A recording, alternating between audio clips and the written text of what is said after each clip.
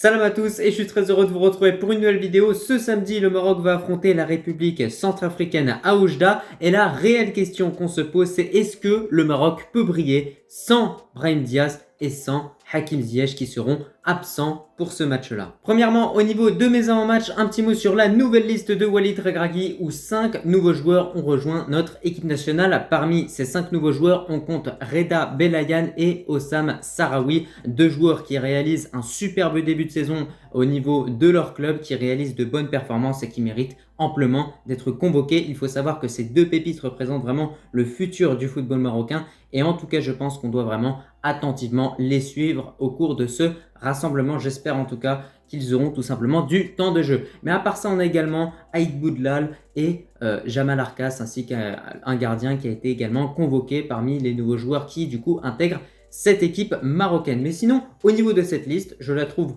cohérente. Et pourquoi? Tout simplement parce que le but de Regragui avec ce type de rassemblement, avec ces matchs qui sont réellement sans enjeu, étant donné que le Maroc est déjà qualifié pour la CAN 2025, étant donné qu'elle se déroulera à domicile pour les Marocains, eh bien le but c'est de tester les joueurs en réalité. Et donc on comprend qu'il y ait des nouveaux joueurs qui soient directement convoqués. Bon, bien évidemment j'aurais aimé voir El Ouazani qui a refusé l'Algérie pour le Maroc et qui mérite au vu de ses performances dans le championnat portugais tout simplement d'être convoqué, notamment à la place d'un certain En-Nesyri. Mais à part ça, rien à dire au niveau de cette liste, c'est propre. On remarque encore une fois la qualité de cet effectif au niveau de l'attaque comme de la défense, c'est juste incroyable. Juste avant que je continue avec cette vidéo, si ce n'est pas fait, je t'invite à t'abonner, à liker et à commenter cette vidéo et un très grand merci à l'ensemble des personnes qui feront ça. Malheureusement, au niveau de cette liste, on a appris un forfait, celui de Mazraoui qui est directement remplacé par Belhamari, défenseur gauche évoluant du côté du Raja de Casablanca. Et autant vous dire qu'en tant que Rajaoui, c'est vraiment une valeur sur ce joueur-là. Très très bon techniquement, ce qu'il propose vraiment sur le terrain est très intéressant. On a un joueur qui est super bon en centre, qui est également capable de prendre le ballon, de frapper et qui ne se jette pas lorsqu'il défend. Donc vraiment, ce défenseur gauche, il faut le suivre de très près et j'espère qu'il va marquer des points durant ce rassemblement d'octobre. Mais bon, de l'autre côté, c'est quand même dommage qu'on ne puisse pas voir Mazraoui durant ces deux matchs-là parce que honnêtement, le début de saison 2024-2025 de Mazraoui avec Manchester United est juste exceptionnel.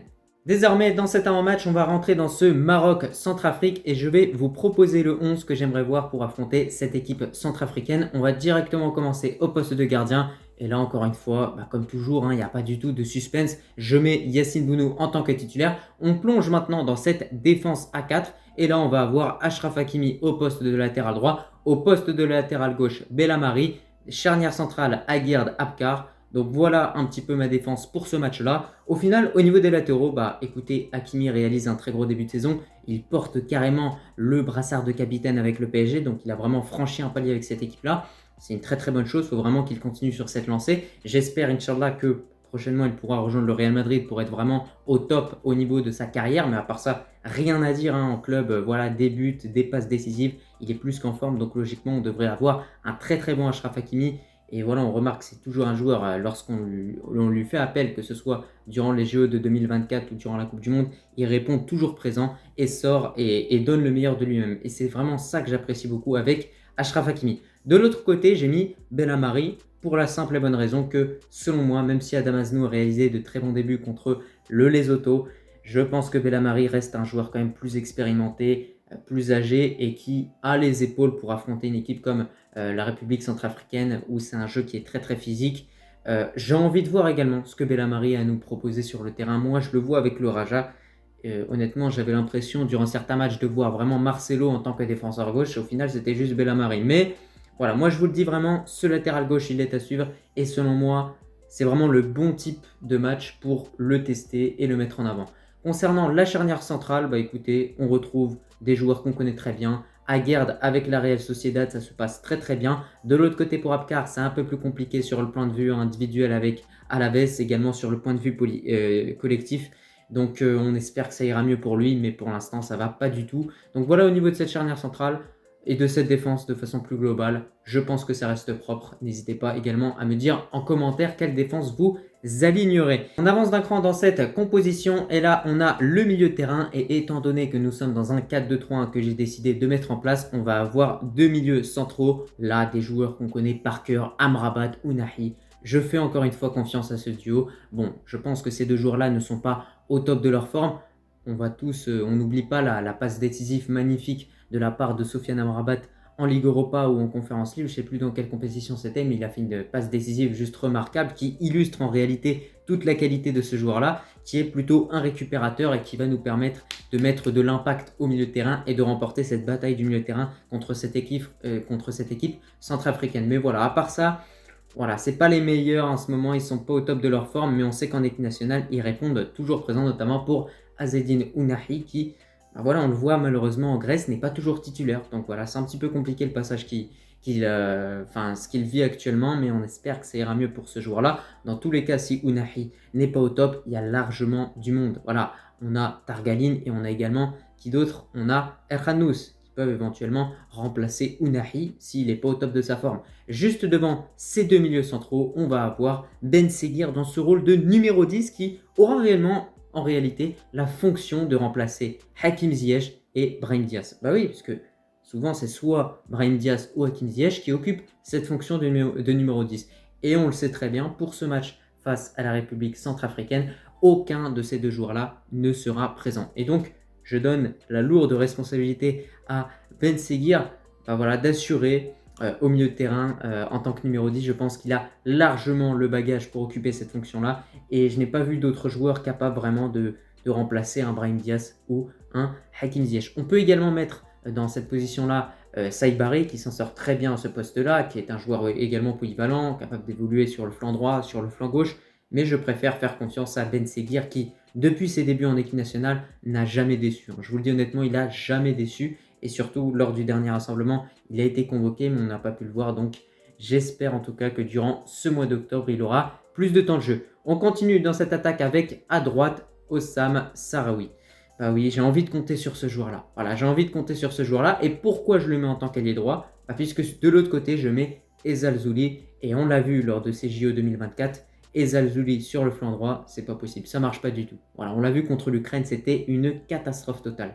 Donc, tant qu'à faire, autant mettre Sahraoui de l'autre côté sur le flanc droit. Je pense que cette association Ezal Zouli, Ben Seguir, Sahraoui peut très bien fonctionner. C'est des profils qui sont relativement assez jeunes, donc voilà, des joueurs qui ne vont pas forcément être super efficaces devant les buts, mais en tout cas, en termes de dribble, en termes de vitesse, ça va être juste exceptionnel. Voilà, on va avoir que des fusées sur le flanc de l'attaque, ça c'est clair et net, donc j'ai hâte de voir en tout cas ce que ça va donner. Mais moi, voilà un petit peu les joueurs que je mettrai au niveau de cette attaque, sans oublier bien évidemment le buteur. Et concernant le choix de buteur, on a un choix à effectuer entre Rahimi et El-Kaabi, étant donné que El-Nisri n'est pas du tout en forme.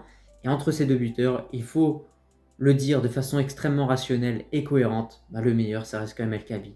El-Kaabi est celui qui marque le plus de buts et est également celui qui a le plus d'impact. Donc c'est pour ça qu'on le met bien évidemment en tant que titulaire. Donc voilà un petit peu pour ce quatuor offensif. Ben Seguir, Sahraoui, Ezal Zouli et El-Kaabi. Franchement, c'est une attaque de feu. J'ai hâte de voir ce que ça va donner. J'espère vraiment qu'encore une fois, Ezal Zouli va réaliser un bon rassemblement parce que voilà, ces derniers temps avec le Betis, il a été juste incroyable. Hein. Même moi qui ne regarde pas souvent les matchs du Betis ou même des matchs de Liga, voilà, je regardais vraiment ces matchs et je voyais un joueur qui donnait vraiment envie de regarder du football. Quand Abdé joue au football, c'est vraiment du spectacle. Et c'est ça que j'aime beaucoup chez ce joueur natif de Beni Mellal. Alors de l'autre côté, Hossam Sahraoui, on verra si ça se passe bien sur le flanc droit. Mais dans tous les cas, voilà, j'ai beaucoup hésité avec un autre joueur, bien évidemment, au niveau de ce 11. C'est tout simplement Ilias Akhomach qui s'impose petit à petit du côté de Villarreal, qui commence vraiment à avoir un statut de titulaire indiscutable. Donc ça devient vraiment très très intéressant pour lui. Donc on verra les choix que Walid Regragui effectuera. N'hésitez pas à me donner vos 11 en commentaire, bien évidemment, par rapport à ce match face à la Centrafrique. Mais moi, je voulais donner mon 11. On a un gardien, Yassine Boudou, défense à 4, Hakimi, Belhamari, Aguerd, Abkar, milieu de terrain, Amrabat, Ounahi, quatuor offensif, Ben Seguir, Sahraoui, Ezal Zouli et en tant que buteur, El-Kaabi. Donc n'hésitez pas en commentaire en tout cas à me dire un petit peu ce que vous en pensez de mon 11, également à donner vos 11, vos idées pour éventuellement déstabiliser cette équipe centrafricaine. Et voilà, vous l'avez vu, je suis vraiment parti sur une attaque remplie de vitesse, remplie de percussions. Ça va peut-être pas être les joueurs les plus efficaces, Même si quand même on remarque que devant les buts, Bentseker reste quand même un joueur redoutable hein, depuis le début de cette saison 2024-2025. Franchement, avec Monaco, ce qu'il propose, c'est vraiment très très pertinent, il faut le dire. Et juste devant, en termes d'efficacité, on a El Kabi. Logiquement, au niveau de tout ça, on n'aura aucun problème. Pour finir, au niveau de cette vidéo, mon pronostic, bah écoutez, quand on voit la supériorité de cet effectif marocain vis-à-vis de cette équipe centrafricaine, j'ai envie de croire à une belle victoire sur le score de 3-0 contre cette équipe de la Centrafrique. Donc match qui se déroulera à Oujda, voilà, dans l'Oriental. Honnêtement, ça doit faire plaisir à un bon nombre de Marocains qui sont tout simplement Oujdi. Moi, je suis également heureux que ce match se joue là-bas. Franchement, j'aurais bien aimé y aller. Voilà, c'est une ville dans laquelle je suis jamais allé, d'ailleurs, hein, pour l'anecdote. Mais le stade a été refait. Franchement, ça va être nickel. Donc, ça va être un très très bon match à suivre. Mais dans tous les cas, je vois vraiment le Maroc s'imposer sur le score de 3-0.